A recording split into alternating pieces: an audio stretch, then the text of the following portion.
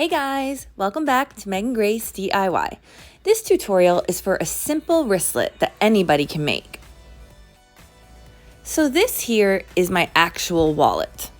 Yes, I'm a Patriots fan. I grew up in Rhode Island, so go Pats. But you can see she's seen better days. I probably made this 3 years ago and I made another one before that, so this is the 2.0 version. But the word Patriots is actually supposed to be white and the handle is not supposed to be falling apart, so I think it is time to upgrade to a new wristlet. So I thought, why not take you guys along with me so you can see how I create this very simple project. On the screen right now are all the supplies you'll need for this project. Firstly, I have a document that I created that's a PDF that you can print out for the pattern. There are 1-inch cubes in the corner of the actual wristlet body to double check to make sure it printed the right size. And sometimes a white strip comes out across the top if your printer doesn't print edge to edge. That should end up actually in your pattern, as you can see with mine. For the wristlet body, you're going to cut 3 different materials out. For the inside of the wristlet, I like to use this quilted fabric. You can find it at any fabric store, but you could also use felt or something else to stiffen it. Then you have the outside of the wristlet, or whatever pattern you want to be on the outside. And as you can see, the rainbow kitties have made their appearance once again. I still have like a yard of this fabric left, so be prepared for it to be in another project. And then lastly, I have my heat and bond, and that's my craft interfacing. But there's lots of different craft interfacing, so use what's best for you. I have a 7-inch long zipper, and I chose lime green so it'd be like a nice pop against the black fabric. And then lastly, I have the strip that will become the handle for the wristlet. Once you've got everything cut out, we're going to go over to the ironing board first. Take 1 piece of heat and bond and 1 piece of quilted fabric, and you're going to take that bumpy side that you feel and place it down, touching the fabric.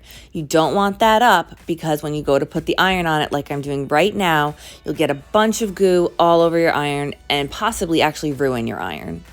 We're going to press for about 20 to 30 seconds until we're sure that the heat and bond is melted onto the fabric. That's why I like using the quilted, because you can start to see the quilted material come through the heat and bond, and that's how I know visually that the heat and bond is melted to the fabric. And once you're done with side 1, we're going to repeat the same steps with side 2. And place the 2 sides of the wristlets to the side for right now to cool. Now let's prep our strap. Start by folding it in half the long ways and pressing it flat. Now that you have a midline pressed, you're going to open the strap back up and you're going to fold each of the sides inward towards that middle line and press them flat.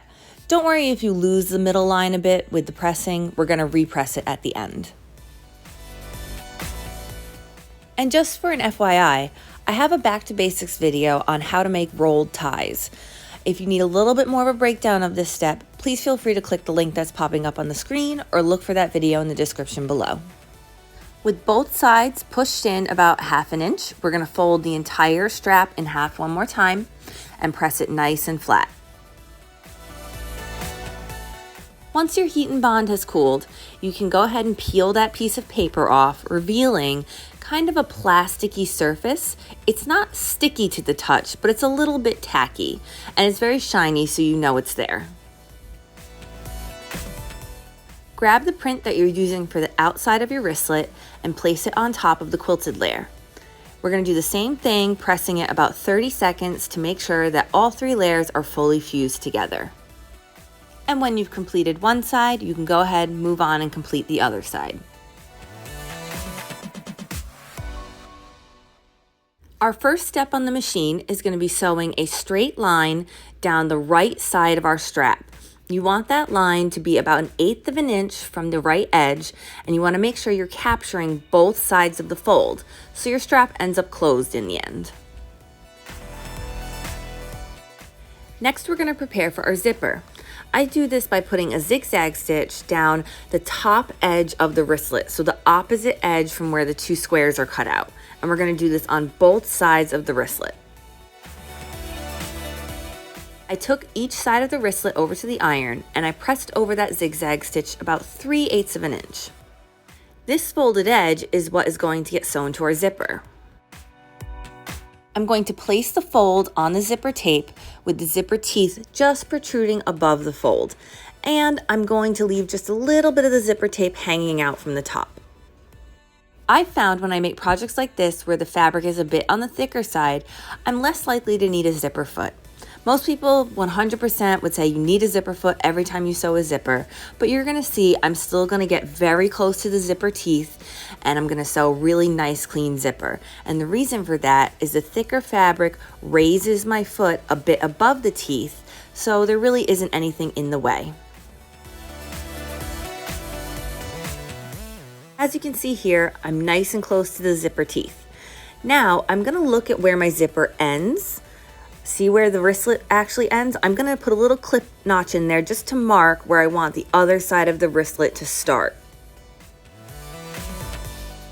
Repeat the same steps by sewing the other half of the wristlet to the other side of the zipper. I find it easier to sew with the zipper open, but you just have to make sure you close the zipper slightly before moving on to the next steps. Here's our wristlet inside out. We're gonna sew straight seams at 3/8 of an inch down each side and across the bottom. And then we're gonna zigzag each side to give it a nice finished look. Where the ends of the zippers are, you're gonna start just below the zipper teeth so you don't break your needle. And then we're gonna put a small hand tack in place so we make sure our zipper pull doesn't go flying off into the oblivion. And before we get sewing the side seams, you're gonna take your strap, fold it in half, and you're gonna pin it to one side. So that way it gets sewn in as you sew the side seam.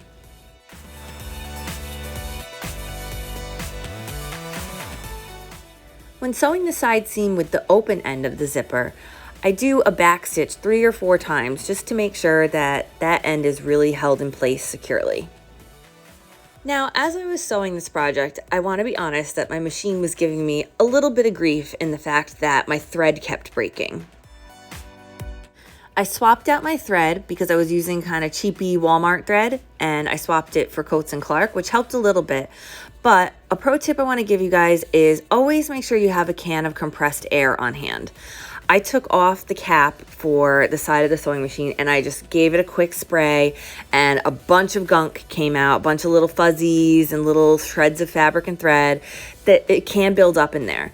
So make sure you do your bobbin housing, make sure you do all those little parts, and a lot of times that'll solve any big issue that you're having.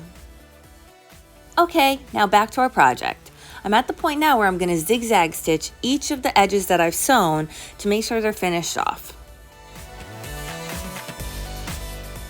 And this is what your zigzag finished edge should look like.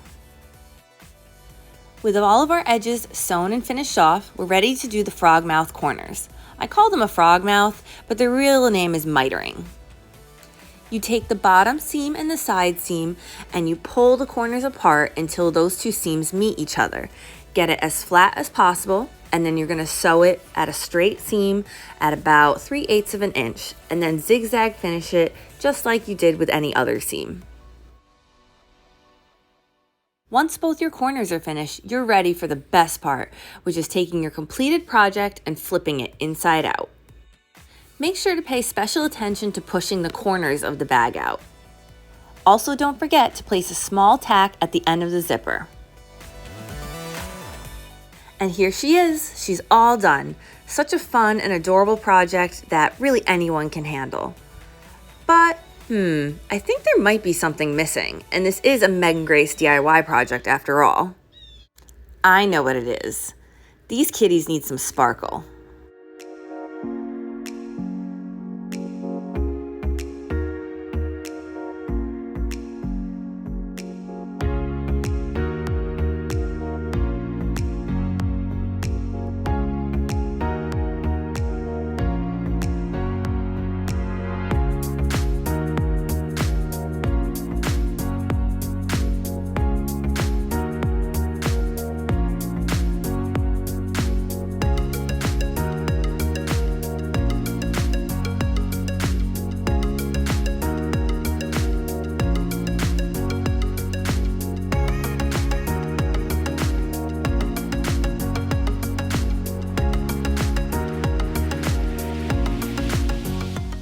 Okay, now she's done. I love seeing the shimmer in the wings, and I also had a lot of fun making a time lapse to see almost an hour of work in about 30 seconds. And that's it for this tutorial. Thank you so much for stopping by Meghan Grace DIY. I really appreciate all the support and all the subscribers that I've gotten lately. If you're looking for the pattern, it's located in the description box below.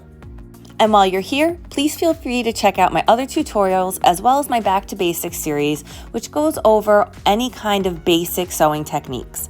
And if you really like my content, make sure you share and subscribe. Hope to see you soon, and happy sewing!